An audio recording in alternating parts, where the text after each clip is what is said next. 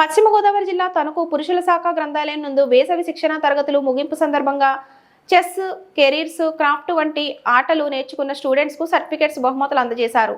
Librarian సుగుణకుమారి అధ్యక్షతన జరిగిన ఈ కార్యక్రమంలో గ్రంథాలయం అధ్యక్షురాలు వావిలాల సరళాదేవి పాల్గొని పిల్లలకు బహుమతులు ప్రదానం చేశారు.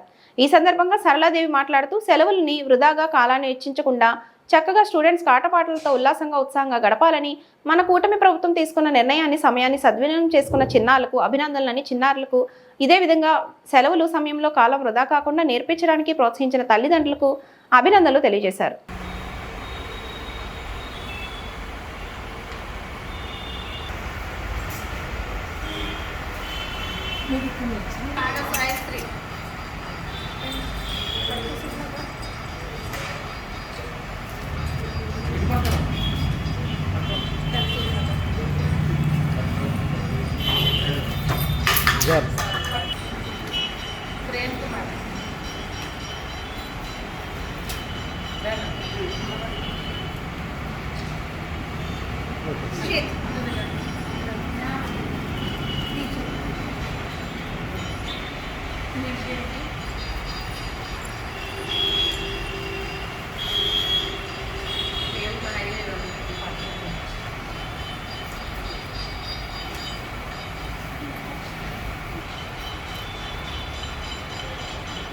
హర్ష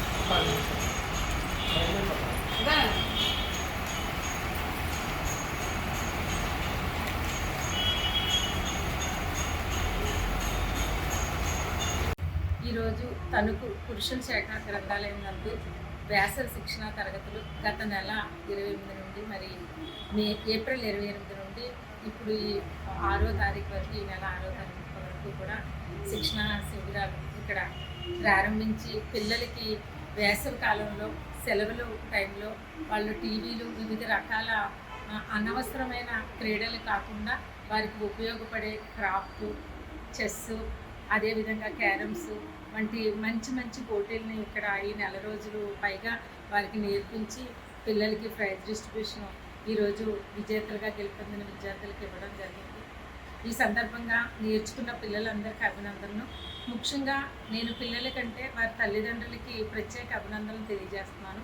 ఆ వయసులో సెలవుల్లో ఆటపాటలు ఏం ఆడుకోవాలి, ఏ విధంగా అనేది ఆ పిల్లలకి తెలియదు.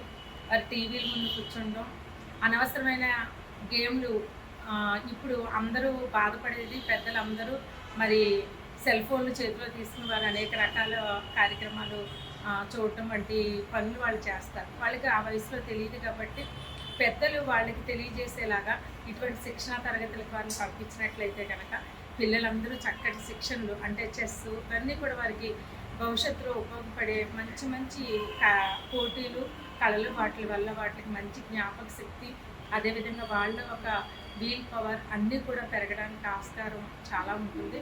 అందుకని ఇటువంటి కార్యక్రమాలకు ప్రోత్సహించే తల్లిదండ్రులనే నేను ఎక్కువగా అభినందన తెలియజేస్తూ ఈ కార్యక్రమాలన్నీ నిర్వహించిన లైబ్రరీ సుగుణకుమారి గారికి ప్రత్యేక అభినందన తెలియజేస్తున్నానని సందర్భంగా తెలియజేస్తున్నాను.